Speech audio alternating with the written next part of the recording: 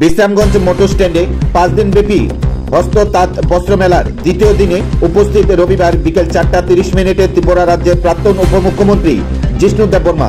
জানা যায়, রবিবার বিকেল বেলায় জেলা হস্ত তাঁত বস্ত্র মেলা দ্বিতীয় দিনে উপস্থিত হন ত্রিপুরা রাজ্যের প্রাক্তন উপমুখ্যমন্ত্রী তথা চরিলাম বিধানসভা কেন্দ্রের প্রাক্তন বিধায়ক জিষ্ণু দেববর্মা। জানা যায়, শনিবার সন্ধ্যা 6:30 বিশ্রামগঞ্জ মোটর স্ট্যান্ডে শুরু হয় 5 দিনব্যাপী হস্ত তাঁত বস্ত্র মেলা।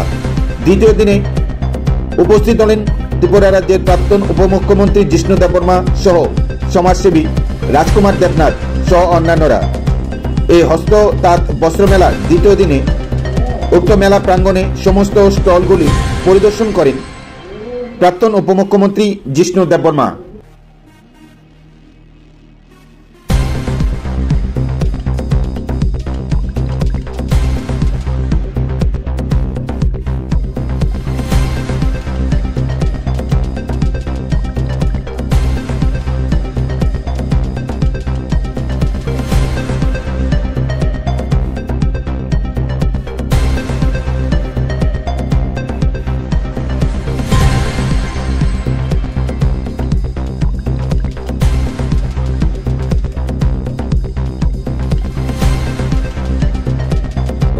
উপস্থিত হয়েছেন আজকের অনুষ্ঠানের সম্মানিত অতিথি তথা এই জেলার বিশিষ্ট সামাজিক ব্যক্তিত্ব শ্রী দেবব্রত ভট্টাচার্য মহোদয় উপস্থিত আছেন।